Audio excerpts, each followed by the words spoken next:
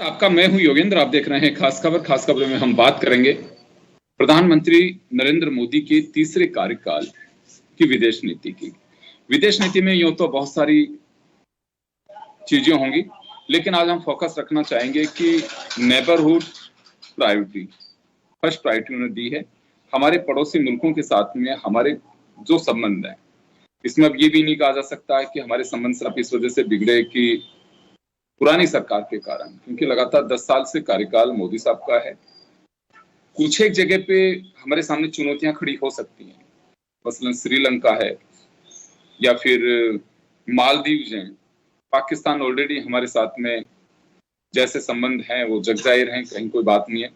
नेपाल जिसे हमारे भरोसे का राष्ट्र माना जाता है, वो भी आजकल चाइना परस्त होते जा रहे हैं।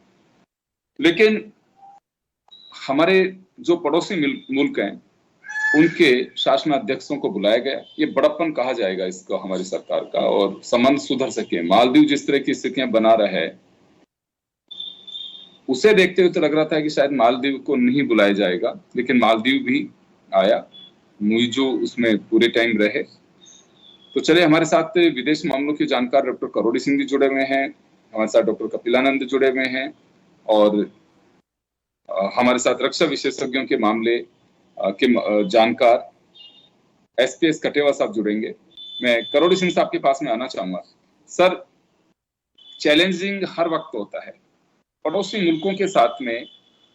बहुत ही ये भी नहीं कह सकते हैं कि हमारे खराब संबंध है, लेकिन ये भी नहीं कह सकते हैं कि प्रो भारत उनसे हमारे संबंध हैं कि बिल्कुल बड़े भाई और छोटी भाई की भूमिका में माने जाते हों। समय समय पर जैसे भी कोई बात आती है तो कई बार ऐसी स्थिति होती है, जैसे नेपाल ने मैप जो बनाया उसी के अंदर भारत के हिस्से को दबा लिया। श्रीलंका को मदद करने के बावजूद वो भी कभी कभी चाइना की बातें होती हैं। एक में ये कुछ लोग कह रहे थे कि आप अगर ग्लोबली आपकी अगर इकोनॉमी हो या फिर ताकत बनने की बात करते हैं तो आपके नेबरहुड से आपके पक्ष में होनी चाहिए पूरी तरह से, उसका काफी एक इम्पैक्ट आता है। तो सर, अब क्या लगता है कि मोदी साहब ने तीसरे कार्यकाल में एंट्री तो कर ली है, लेकिन क्या वाकई हमारे सामने चुनौती हैं पड़ोसी राज्यों, पड़ोसी जो देश हैं उनके साथ हमारे संबंध? देखिए योगेंद्र जी, सबसे पहले मैं एक तात्विक बात कहना चाहूंगा।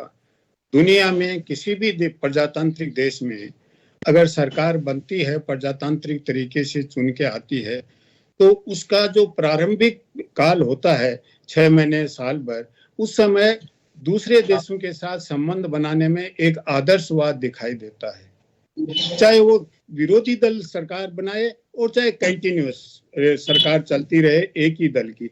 तो अभी जो third time prime minister Modi और NDA को मिल रहा है, इसमें भी प्रारंभ में जो ये गुडविल जेस्चर दिया है 7 देशों के राष्ट्राध्यक्षों को बुलाने का, तो ये एक गुडविल जेस्चर है। लेकिन जो वास्तविक संबंध हैं, जो वास्तविक धरातल है, उसमें कभी कभी बहुत अंतर होता है। और अंतर होने का एक कारण यह है कि एक तरफ बड़ा देश है और दूसरी तरफ छोटे देश हैं, और जब बड़े और छोटे के बीच अगर रिश्ता होता है तो बड़ा देश छोटे देशों की मदद नहीं करता है, तो बड़े देश को ये कहा जाता है कैसा है, बड़ा है, इसकी जिम्मेदारी बनती है, मदद करनी चाहिए, नहीं करता है। और अगर मदद ज्यादा करता है तो एक ऐसा आशंका हो जाती है कि ये अपना प्रभाव जमाना चाहता है। एक स्वाभाविक प्रक्रिया है, देशों में भी और व्यक्तियों में भी ये होता है। तो भारत के जो 7 देशों को बुलाया है और जिसके बारे में नेबरहुड फर्स्ट की आपने पॉलिसी की बात की है, वो सब छोटे छोटे देश हैं।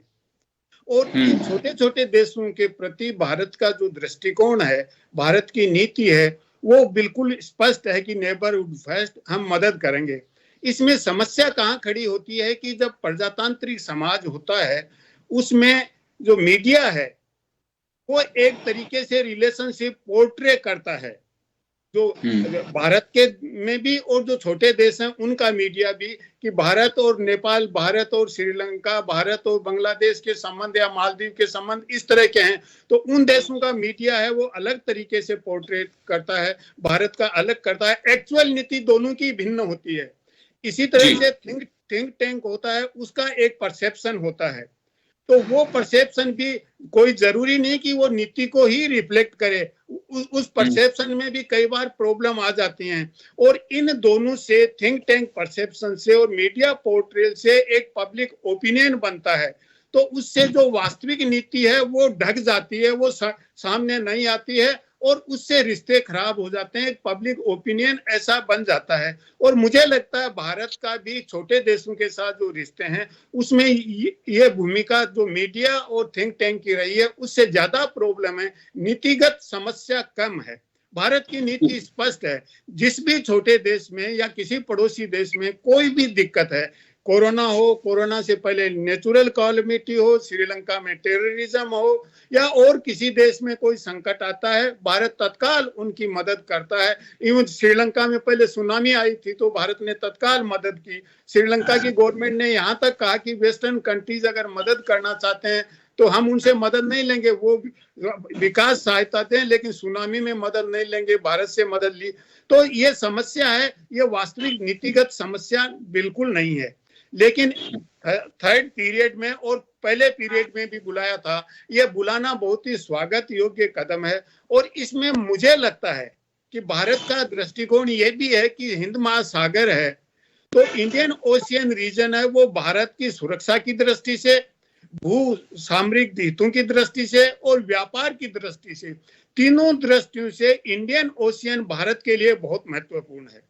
और उस दृष्टि से देखें तो मॉरिशस है, सिसिली है, ये बड़े इंपॉर्टेंट देश हैं। मालदीव भी ऑफ कोर्स इंपॉर्टेंट है, लेकिन मालदीव के साथ हमारे रिश्ते अक्टूबर में जब वहां प्रेसिडेंट का चुनाव हुआ उसके बाद कुछ खराब हुए हैं, क्योंकि पड़ोसी देशों में प्रजातांत्रिक प्रक्रिया में जो राजनीतिक दल हैं, एक भारत के फेवर में, दूसरा भारत के अगेंस्ट में, ऐसा एक दृष्टिकोण रखता है। और जो चुनाव की प्रक्रिया चलती है तो भारत किसी न किसी रूप में भारत को घसीटा जाता है और ये कहा जाता है कि भारत हस्तक्षेप कर रहा है या भारत मदद कर रहा है, अलग अलग दृष्टिकोण होते हैं।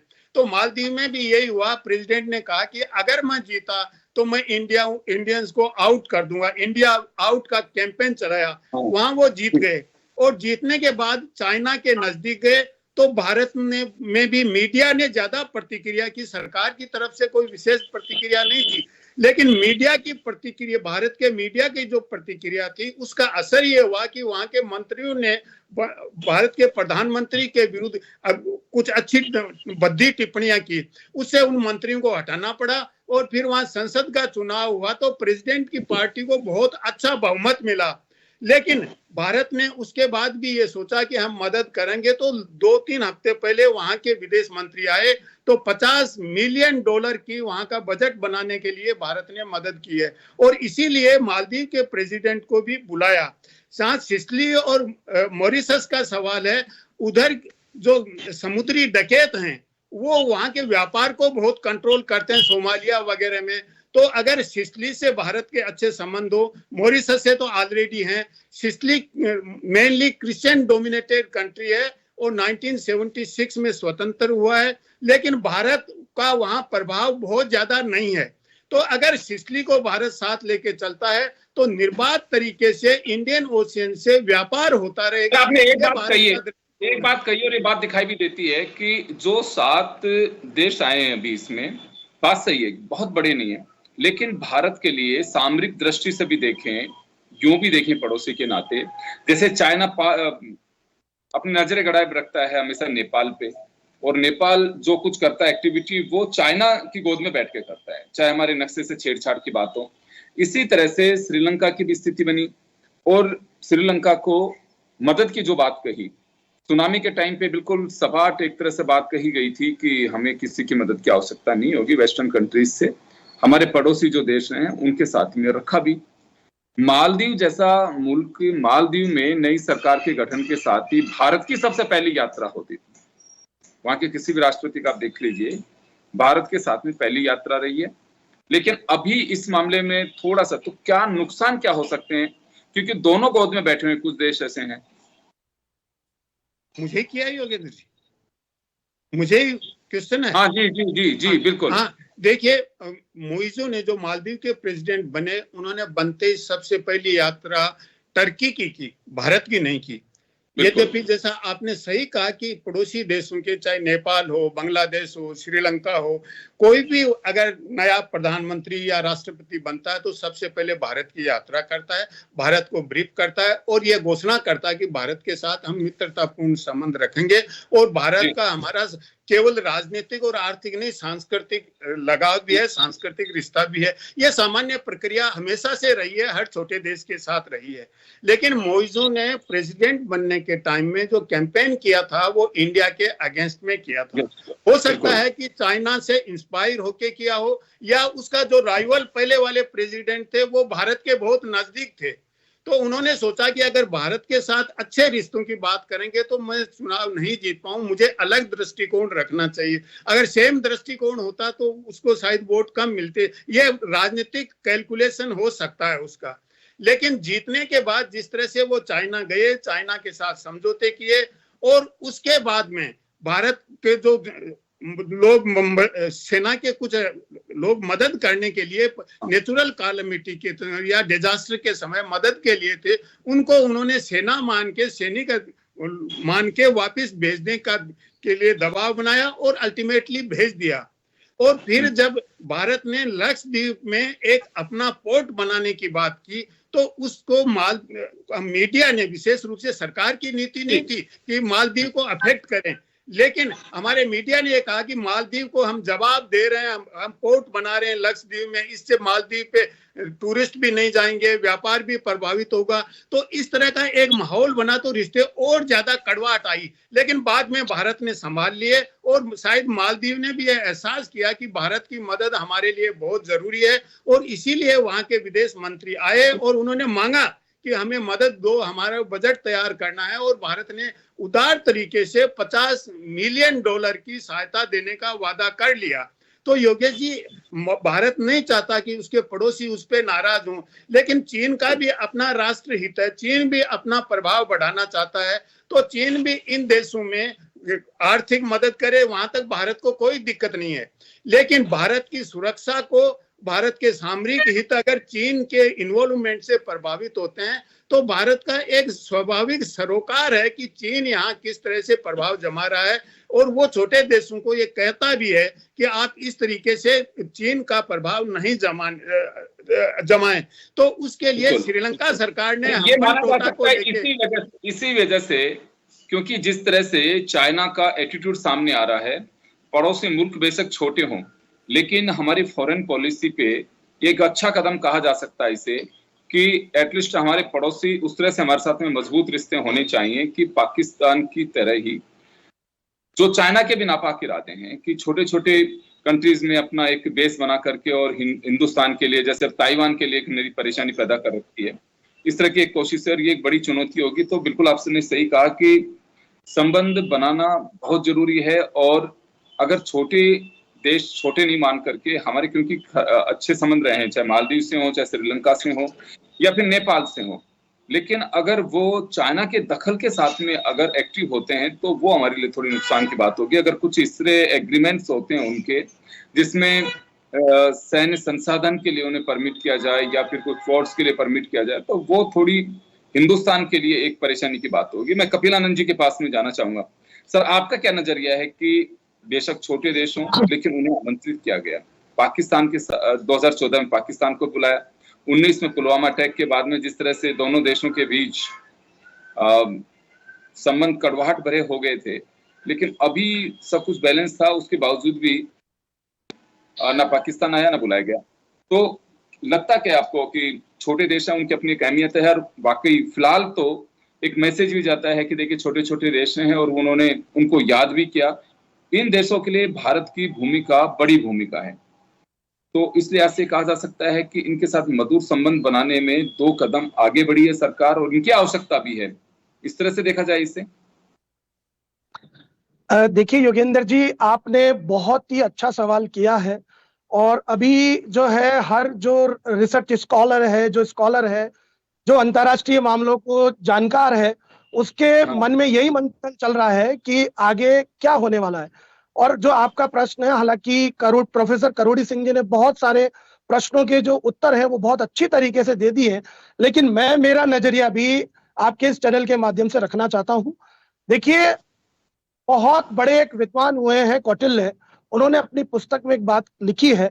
उन्होंने कहा है अर्थशास्त्र के अंदर कि किसी भी राजा को जो है वो ज्यादा से ज्यादा अपने मित्र रखने चाहिए और शत्रुओं की संख्या को कम से कम रखना चाहिए। और आप देखेंगे कि ये जो हमारी सरकार है देश की, ये भी इसी कदम को आगे बढ़ाते हुए चल रही है। और आप देखें कि बहुत सारे ऐसे विषय हैं जिन विषयों के ऊपर भारत सरकार जो है वो काम करने वाली है, जिसमें मुझे लगता है कि जो पहला वाला जो पॉइंट है कि 2027 तक जो भारत की जो अर्थव्यवस्था है उसको विश्व में तीसरे नंबर पे लाना एक बहुत बड़ी प्राथमिकता है। हमको सबको साथ लेकर चलना होगा।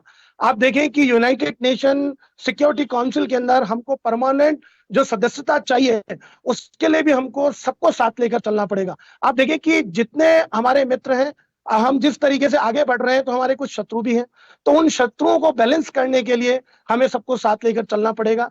चाइना का जो मॉडल है उसको हमको बैलेंस करके चलना पड़ेगा। आप देखिए, इसके साथ पड़ोसियों के साथ हमें बहुत अच्छे संबंध बनाने होंगे और अंतर्राष्ट्रीय स्तर पर बहुत रणनीति हमको बनाकर चलनी पड़ेगी। ग्लोबल साउथ का जो मैटर है उसमें भी हमको आगे चलना होगा। तो आप देखेंगे कि अगर पड़ोसी हमारे साथ में नहीं है, अगर हमारे साथ में है, अंतर्राष्ट्रीय स्तर पर अन्य जो कंट्रीज है उनके साथ हमारे अच्छे संबंध है, तो हम हर प्रकार से जो है अपने सभी जो कार्य हैं उनको अच्छी तरीके से पूरा कर सकते हैं। और इसीलिए जो है अभी आपने देखा कि मोदी साहब ने जो है अभी अपनी जो शपथ ली है, हमारे देश के प्रधानमंत्री जी ने 7 देशों के राष्ट्राध्यक्ष तय हैं। अभी मालदीव्स की बात हो रही है, मालदीव्स को भी एहसास हुआ है कि किस तरीके से उन्होंने भारत के साथ अपने संबंधों को जो है उस पर बर्फ जमाई, लेकिन जिस तरीके के अभी हम देख पा रहे हैं, हमें बिल्कुल एहसास है कि बर्फ है ये बहुत जल्दी पिघलेगी। पाकिस्तान का जो अभी हमारे जो है, उन्होंने विदेश मंत्री है, उन्होंने जब शपथ ली, शपथ के बाद में कार्यभार ग्रहण किया, करने के बाद उन जो बात यही थी, उन्होंने पाकिस्तान को अपने नसीहत दी है। उन्होंने कहा कि ये जो सीमा पार से जो आतंकवाद है ये आपको हर कीमत पर रोकना पड़ेगा। अगर आप इसको रोकेंगे नहीं तो जो समझते हैं वो बिल्कुल भी, हालांकि प्रयास है हमारी सरकार कर रही है, लेकिन ये जो इस तरह की प्रॉब्लम है, क्राइसिस ये आती रहती है, वो जो है सख्त कदम जो हमारी सरकार को उठाने पड़ेंगे इस टेररिस्ट वाली जो एक्टिविटीज है रोकने की। जी बिल्कुल। मैं कटेवा साहब के पास में जाना चाहूंगा। कटेवा साहब, देखिए, हर छोटा देश भी अगर आपका पड़ोसी है तो सामरिक महत्व होता है उसका, उसके अपने रक्षा मायने होते हैं। चाइना जिस तरह से विस्तारवादी नीति के तहत छोटे छोटे देशों को आर्थिक सहयोग के नाम पर, उनकी ट्रेनिंग के नाम पर, किसी भी तरह के सोशल वेलफेयर के नाम पर उनके साथ मधुर संबंध बना रहा है। जिन देशों को बुलाया भारत में मोदी जी के तीसरी कार्यकाल की शपथ ग्रहण में, नेपाल है, उसका आना बहुत जरूरी था। मालदीव के मुइजू जिस तरह से ट्रैक से दाएं बाएं हो रहे हैं वो बहुत जरूरी थे। श्रीलंका का जरूरी था। तो एक ये माना जा सकता है कि इनके साथ हमारे संबंध होने बहुत अच्छे और जरूरी हैं, क्योंकि सामरिक दृष्टि से चीन जिस तरह से उन्हें साधने की कोशिश कर रहा है, तो ये माना जाना चाहिए कि बिल्कुल चाहे छोटे देश हों लेकिन भारत के लिए बड़े महत्वपूर्ण है सामरिक दृष्टि से। देखिए योगेंद्र जी, जहां तक हमारे नेबर्स का सवाल है, एक सेइंग है कि आप और कुछ बदल सकते हो, अपने पड़ोसी को नहीं बदल सकते। तो कोशिश यही रहनी चाहिए कि पड़ोसी के साथ हमारे संबंध हैं वो मधुर रहे, कोर्डियल रहे। जहां तक अपने देश का सवाल है, अनफॉर्चुनेटली हमारे जो बड़े बड़े नेबर हैं, सबसे बड़ा नेबर हमारा चाइना है, जिसका बॉर्डर तकरीबन 3800 किलोमीटर से भी ज्यादा हमारे साथ उनकी सीमा लगी हुई है। पाकिस्तान है, उसका भी 32 से 3300 किलोमीटर तक की सीमा हमारे साथ लगी हुई है। और तीसरा बड़ा जो देश है म्यांमार, वो भी उसकी सीमा भी हमारे साथ नॉर्थ ईस्ट के काफी स्टेट्स के साथ, मिजोरम, मणिपुर, उनके साथ, नॉर्थ ईस्ट के सभी स्टेट्स के साथ कहीं कहीं जगह पे उनकी सीमा लगी हुई है। ये दोनों देश का बारे में तो हमारे रिलेशन ठीक नहीं है, क्योंकि हमारी उनके साथ मित्रता नहीं है, दुश्मनी है। हम कई उनसे लड़ाई हो चुकी है, 2 बार 3 बार। तो इस देश में जो साउथ एशियन कंट्रीज का जो डोमिनेंस है, चीन भी यही कोशिश कर रहा है। जैसे उन्होंने अफगानिस्तान में और पाकिस्तान में कितनी सारी उन्होंने अभी एड भेजी है। उनका जो एक पोर्ट है उसको वो डेवलप कर रहे हैं। उनका BNR जो बोर्ड रोड एंड बेल्ट जो एक उनका प्रोजेक्ट है वो उनके कंट्रीज के थ्रू जा रहा है। इसके साथ साथ हम लोग हिंदुस्तान भी अपने जो नेबर्स हैं उनके साथ हमारे रिलेशन अच्छे करने की कोशिश है, और ये इंटरनेशनल पॉलिसी है।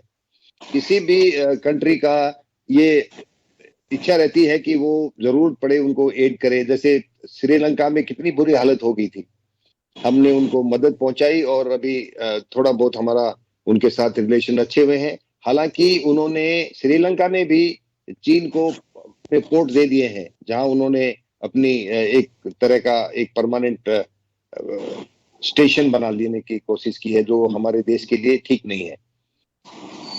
पर म्यांमार के बारे में मैं आपको बताना कोशिश करूंगा। म्यांमार में मिलिट्री रूल है, डेमोक्रेसी नहीं है। तो अमेरिका भी उसको, और दूसरे जो देश हैं जो डेवलप्ड कंट्रीज हैं जो जहां डेमोक्रेसीज हैं, वो नहीं चाहते उनको रिकग्निशन देना। क्यों? इलेक्टेड गवर्नमेंट जो उनकी प्रेसिडेंट है उनको उन्होंने बंदी बना रखा है। कई साल से उनको बंदी बना के रखते हैं, छोड़ देते हैं बीच में।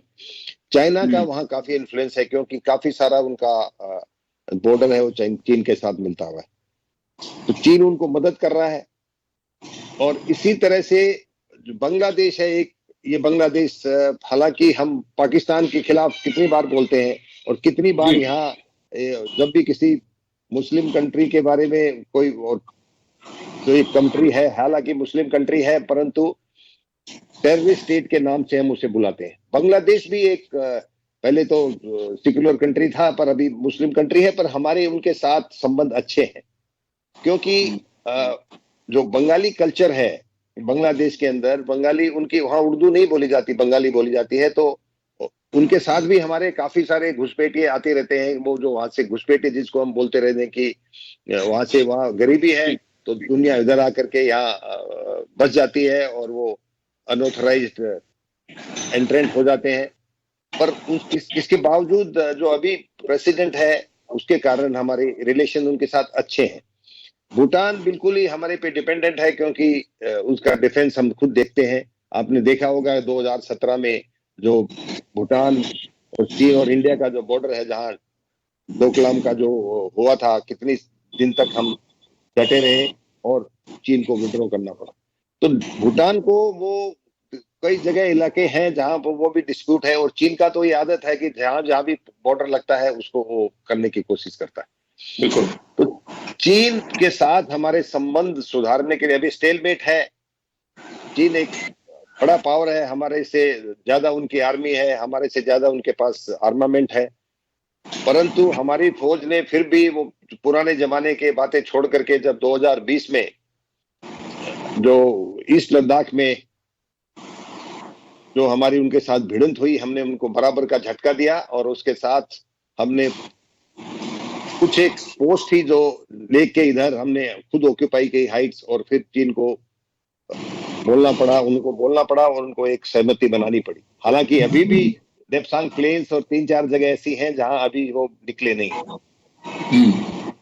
चीन के साथ दूसरा हमारा 2 बड़े बड़े जो इलाके हैं जहां हमारी उनके साथ डिस्प्यूट है, जो मेजर डिस्प्यूट जिसको हम बोल सकते हैं, एक तो अक्साई चीन है, जो अभी हम उसको क्लेम करते हैं, पर कब्जे में चाइना के है। हाँ, इसी तरह से जो पुराना जिसको नेफा बुलाते थे, आजकल अरुणाचल प्रदेश है, ये हमको ब्रिटिश इंडिया और तिब्बत के बीच में सहमति हुई थी, और ये हमको ब्रिटिश इंडिया को उन्होंने दे दिया था। पर चीन इसको मानती नहीं है। चीन बोलती है जो तिब्बत ने मैकमोहन लाइन के इधर उसके तहत ये उनका समझौता हुआ था, चीन बोलता है कि उस टाइम तिब्बत कोई इंडिपेंडेंट नेशन नहीं था और हम इस सहमति को नहीं मानते। तो वो हमेशा अरुणाचल पर अपना क्लेम करते हैं। 62 की लड़ाई हुई, वहां पर वो घुसे, फिर वापिस चले गए। तो इसके साथ साथ 67, 87 में फिर हमारी छोटी मोटी छुटपुट झूठ हुई, पर हम उसको बैलेंस कर पाए। 2017 में डोकलाम में गोलियां नहीं चली, छोटी मोटी झड़प वहां भी हुई थी कुछ, परंतु वो भी हम लोग डटे रहे और हमारी सैनिक वहां उसी जगह पे फेस टू फेस डटे रहे और उनको वापस जाना पड़ा। 2020 के जो थे उसके रिजल्ट सबसे मेजर जो 62 के बाद कुछ ऐसी लड़ाई हुआ था वो वहां पे हुआ इस लद्दाख में, और हमारे 20 सैनिक हताहत हुए। उसके बाद हमने उनको वापस किया। पर एक बात आपको बताना चाहूंगा मैं, हमारी एक ट्रीटी है चीन के साथ कि पेट्रोलिंग जो करते वक्त बॉर्डर जो जहां LAC के पास पेट्रोलिंग होगी, बिना हथियार के पेट्रोलिंग होगी। इसका सबसे बड़ा कारण है कि जोश में आके आपस में गुस्से गस्से में होने से अगर हथियार साथ में है तो फायरिंग हो सकती है और वो एक्सलेरेट होकर लड़ाई में तब्दील हो सकती है। तो हमारे जवान वापस गए, बिना हथियार के गए, और जो हथियार उन्होंने तार तूर लगा के जो चीन के लोगों ने वहां से इस्तेमाल किए थे, उन्हीं को इस्तेमाल करके उनके कम से कम 30 से 35 से ज्यादा चीनियों को मार गिराया, जो चीन ने बाद में एक्सेप्ट किया। तो वो एक स्थिति है। चीन के साथ हमारे संबंध अभी स्टेलमेट है, पर टेंशन है, और इसीलिए तो हमारे माना जा सकता है, जो मैं समझ पा रहा हूं आप जो बता रहे हैं कि देखिए पड़ोसी मुल्कों की अहमियत, आपने भूटान का बताया कि क्या अहमियत है, दूसरे जो मुल्क हैं उनके साथ में संबंध बना, क्योंकि चाइना की जिस तरह से विस्तारवादी नीति चल रही है, किसी को फाइनेंशियल हेल्प करके, किसी को वेलफेयर हेल्प करके, कुछ इस तरह की जो पॉलिसी उसकी है, तो यहाँ ये काबिले गौर होगा कि हमें वास्तव में हमारे जो पड़ोसी हैं उनके साथ में बेशक छोटे हों मुल्क, लेकिन संबंध बहुत ही मधुर रखने चाहिए, क्योंकि उनके दोनों ही हैं। आपका पड़ोसी अगर अच्छा है तो आपके निश्चित रूप से बहुत ही अच्छी बात है।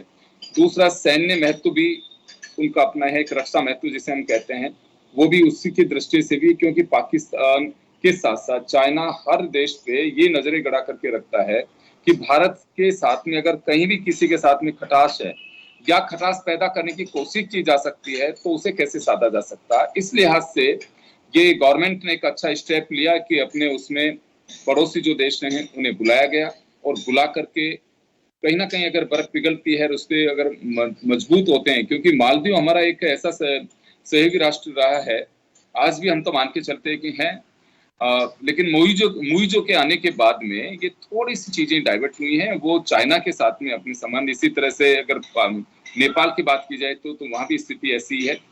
ये एक स्टेप अच्छा कहा जाएगा इसे, और माना जाना चाहिए कि आप अगर आगे बढ़ रहे हैं और एक्सटर्नल अफेयर्स में आपके पॉलिसी बेहतर तब होगी कि आपके वास्तव में नेबरहुड फर्स्ट प्रायोरिटी वाली जो बात है, और ये समझाने की कोशिश करनी होगी कि हाँ वास्तव में भारत आपका उसी तरह का सहयोगी और बड़े भाई की भूमिका में राष्ट्र है जैसे पहले से रहा है।